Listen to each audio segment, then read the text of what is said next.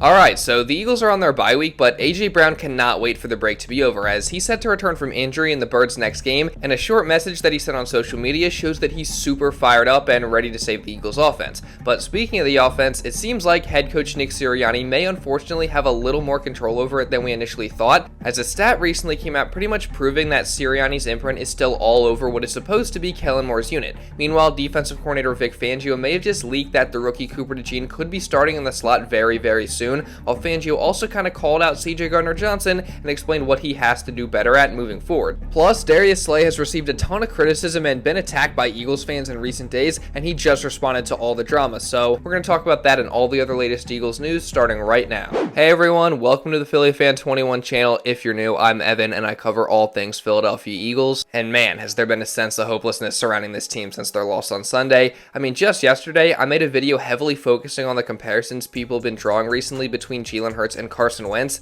and personally, I disagreed with that notion, but it's honestly just crazy and certainly not ideal that that's been a story these past few days, and I honestly felt bad making that video, but I did want to start this video off with some positivity, as despite all the negativity, we are still just 4 games into the season with plenty of football left to be played, and there's still plenty of time for this team to start to gel, establish an identity, and turn things around, and safety CJ Gardner-Johnson believes that they will do that, as he recently said this in one of his Twitch streams. What's going on right now? It's early. We got our first 4 games out the way. We're not gonna tune into the media. We're not gonna take no. We're gonna take the shots to the chin, and we're gonna continue to get better. So if anybody want clickbait, that's your clickbait.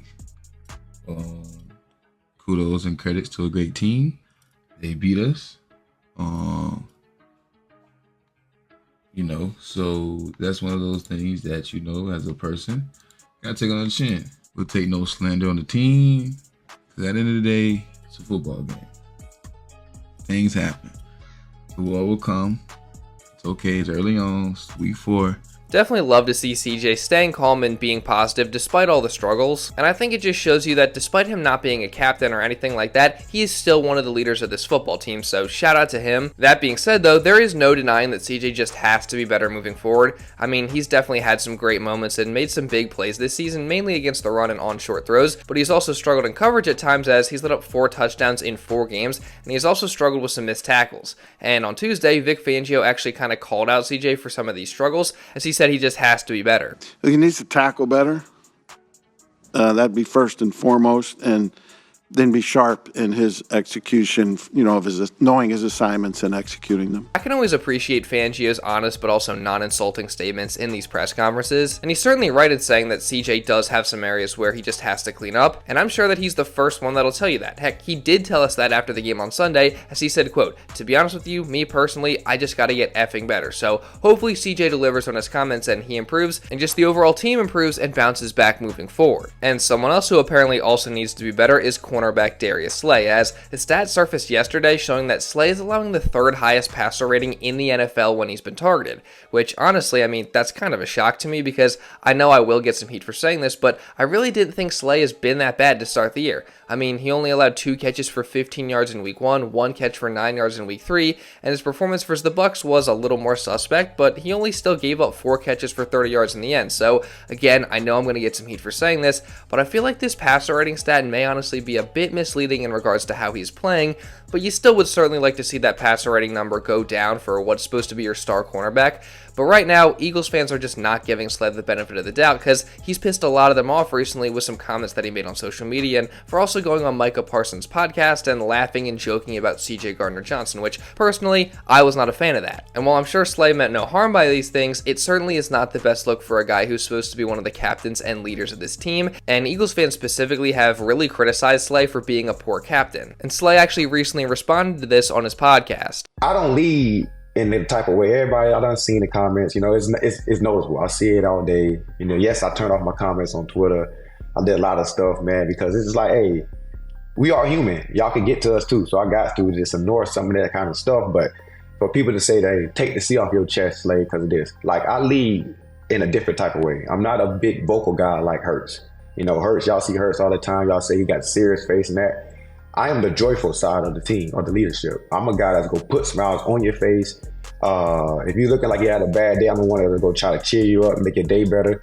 So I bring a different type of energy that the team needs. I'm more of a guy that's kind of like simmer here, very understanding. I try to lead by example by just working hard, doing the best of my ability to let me do what I need to do to be prepared for the game. But my leadership skills are way different from everybody else. I'm still blessed enough and thankful enough to be a captain on this team. And yeah, man. So that's what it really is with me, with the podcast with Michael. Like, me and him got a great relationship. I know it's real beef with the organizations and the fan base. I'm with y'all, man. I want to whip the Cowboys' ass every time. But I do have an outside life in football. And I know how y'all get, man, fans. But Philly fan, please, just trust your boy. I'm here with y'all. We are one.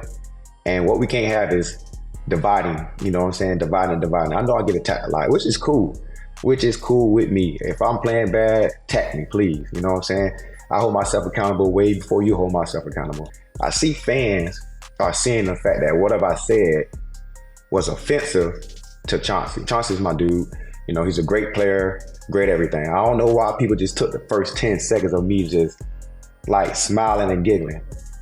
If he took it personally, I would have told him, I apologize if I smiled and laughed, and you felt any type of offended way about it, I would have apologized to him as a man. I honestly do have some mixed emotions with this. I mean, I'll say it again. I feel like most of the time, Slay is one of the players that gets unnecessarily hated on the most, and in regards to his captain status, whatever we as fans might want to say about him and his leadership, there is a reason that his teammates have voted him as a captain 3 years in a row now. It's not for no reason, so I think we all have to keep that in mind sometimes. That being said, though, I also feel like as a captain and leader of the team, as much as I'm sure these comments hurt, he probably just shouldn't have responded at all, because like he said, he tends to lead by example, and I feel like the best example he could have set for his teammates is to block out the outside noise and shut fans up with his play on the field rather than responding to them directly on social media or online in some other way. But again, I feel like we as fans do tend to blow things like this a little out of proportion sometimes. So just overall, does Slay have to be better? Probably, yeah. And does he have to watch what he's saying and putting out on the internet with the current state of this Eagles team?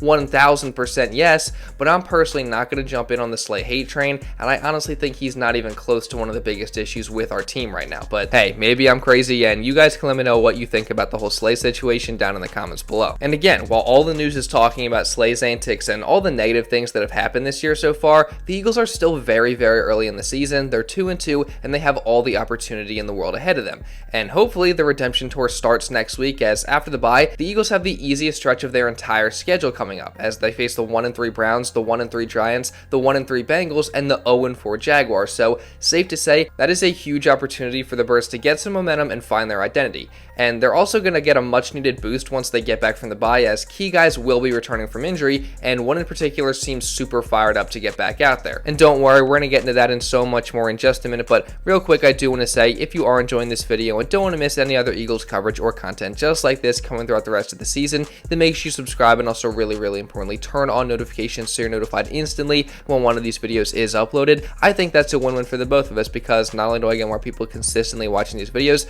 but you don't miss any other Eagles coverage or content just like this. So again, subscribe, turn on notifications, and also drop a like. Let's see if we can get to 700 likes on this video. And now, with all that being said, let's get back into the video. So as I was saying, the Eagles are going to get a much needed boost after the bye week in the form of some key players returning from injury, and one of them is a guy who hasn't played since week 18 of last year in safety Sidney Brown. So it's going to be super exciting to get the second-year physical defensive back out on the field, and defensive coordinator Vic Fangio is excited about it too, as on Tuesday he talked about Sid's return, and he seems eager to get a look at him and utilize him in this defense, but he also did stress that they're going to have to ease him back into things. We'll see. We're excited to get him coming back.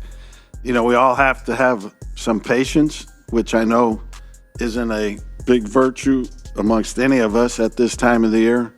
The guy hadn't played any football since his injury, I believe was the first week of January last year. Here we are. It's going to be in October, and his OTAs and training camp are going to have to be squished together fast, and which he is ready to do mentally and emotionally, but we have to be careful ourselves to not overdo it with him, but overdo it from a physical standpoint and an expectation standpoint. Yeah, I think he's a good football player that brings energy. I think he's a good tackler.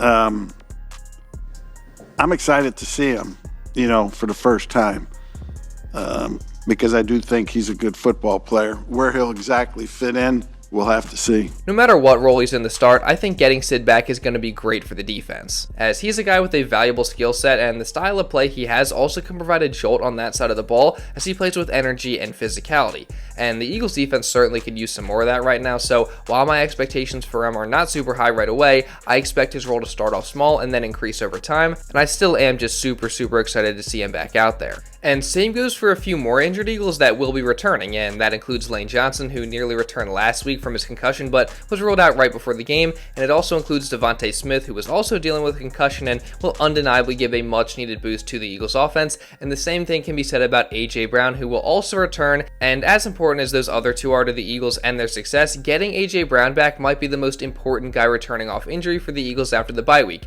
as ever since he went out in week 1, the Eagles offense clearly took a huge hit and has been struggling much more, even with the other two playing.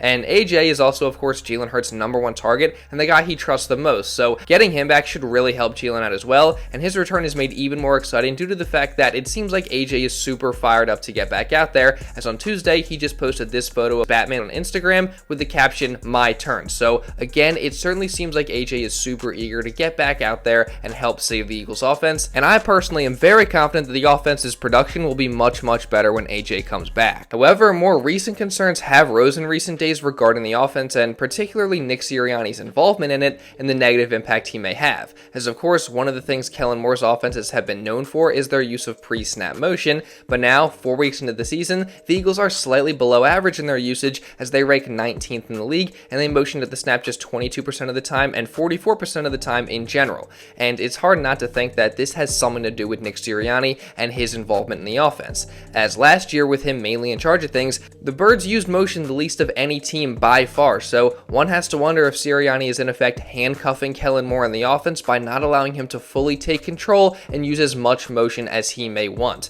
However, I do want to bring up that in week 1, which is the only game AJ Brown played in, the Eagles used motion on 66% of their snaps, and that was their most successful game offensively this year, so it's been interesting to see the fall off in the usage of motion since then, and you have to wonder if it has something to do with the personnel available to them, because of course again AJ's been out since that game, and with them getting AJ and Smitty back after the bye, I'll be curious to see what the motion numbers look like in their first game back. But still, these stats certainly are not a great sign, as they do suggest that Sirianni still has a heavy influence on the offense, and that's definitely not a great thing. But what is pretty great is that it seems like the rookie cornerback Cooper DeJean is trending towards starting very soon, as Vic Fangio said this about him on Tuesday. Yeah, Cooper's closing in on being ready, where we just at some point we'll put him out there. But Avante, has played fine in some areas. Obviously, he's had some plays that he'd like to have back, like all of us, including me. But yeah, he's getting better. Yeah, safe to say this is super exciting, because I think we can all agree that Avonte Maddox has not been good enough to start the year, and DeJean has some great ability and a ton of talent, and it'd just be great to see him get out on the field in a big role. Now, obviously, this wasn't a clear statement by Fangio that he will start, but it definitely heavily implies it, so I'll be curious to see if this happens or not when the bye week is over. And while the Birds are off right now, I'm still going to be covering all the news that comes out during this bye week, as well as all the other news that comes out throughout this entire season. So if you guys don't want to miss any of that, again, make sure you subscribe and turn on notifications, and also drop a like to show some support, because it really does help me out a ton. Again, let's see if we can get to 700 likes on this video, and also leave a comment down below just regarding anything else that I talked about in this video. And if you want to watch another video going over those Jalen Hurts and Carson Wentz comparisons, you can check this out right here. Now, with all that being said, that's pretty much all I got for this one, guys, so thank you all so much for watching, and I'll see you in the next video.